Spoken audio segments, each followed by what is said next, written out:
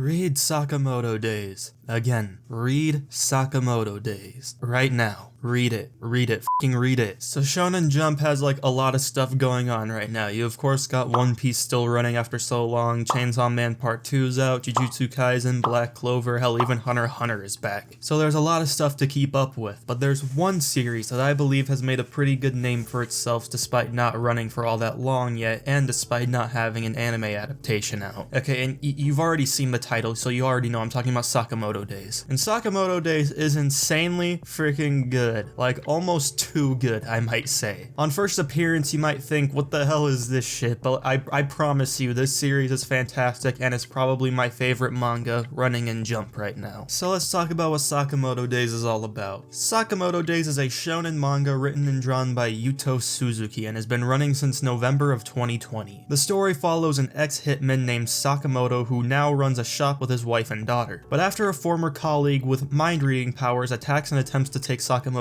life, he realizes his fighting days are not over yet. This mind-reading kid named Shin ends up befriending Sakamoto again and works at the shop with him as part of his family, and basically fights as his sidekick. They get another member, which is a girl by the name of Lu, who's also a pretty capable fighter as well and is part of this very special Chinese family. They all try to live normally as a regular family whilst also trying to lift the bounty put on Sakamoto's head after he retired. He also has a no-kill policy now due to his promise to his wife, so he has to take out all of these enemies without killing a single one of them. It goes from a very episodic style of Sakamoto just taking out random assassins while trying to do normal family activities, then slowly dives into longer arcs that dive deeper into the assassin world and its conflict in the Sakamoto Days universe, which introduces you to some cool characters like the JAA students and the Order of Assassins, which has some of the absolute coolest characters that I've seen in manga. And that's about all you need to know about Sakamoto Days' plot before starting the manga. Sakamoto is pretty much the John Wick of anime and manga, except, you know, John Wick still kills people, but like, you get my point. Retired hitman gets back into fighting, all that stuff. There's that comparison, but when I first started reading the series, my first thought was, damn, this is kind of like Gintama. And yeah, like the first bit of chapters of Sakamoto Days gave me serious Gintama vibes. That mostly has to do with the main trio reminding me a lot of the Yorozuya, especially Lu. You can't tell me the similarities between her and Kagura aren't there. Even with that comparison though, that's really only referring to the early chapters, as the longer the series goes on, it feels absolutely nothing like Gintama, and has its own energy that I wouldn't get from really any other series. Around the chapter 25 mark is when I started to get seriously hooked on the series, and I couldn't put it down until I caught all the way up to it. So what this series gets praised for the most is its fight choreography, and those people aren't lying when they say it's some of the best in Jump. Sakamoto Days, in my opinion, has the best fight scenes of any manga in Jump right now. The panel work and the way Suzuki draws his fight scenes are really good and are so fun to read through. He's able to convey movement very well, and the very creative way in which all the characters fight each other make it twice as fun. Everyone has their own style and they are all incredibly entertaining. Even characters that don't interest me as much have very unique battle styles, and it always has my eyes glued to the screen when I'm reading. There's also no real magic or spirit energy, nothing like that. Beside like 3-4 characters maybe, there's no one with actual like powers in the story. I mean, the characters are obviously past the limits of actual humans, but for the most part, there's almost no powers used. Just straight hands or weapons. Even with that though, the fights are very creative. One of my favorite parts is this one fight on an island where Sakamoto throws a guy off a chair in a plane, grabs a passport and hits him with it, and then later uses a Segway to beat the ever-living shit out of him. Like, this isn't some shit you can just think of easily. Oh, I love that scene. I also appreciate how this series doesn't drag anything out so far. There hasn't been an arc that I felt has been too long or too short. The pace the story goes at is very well handled, and I don't ever find myself getting bored or see myself going through the story at an unnatural pace. A problem with lots of battle shonen is that certain fights can go on for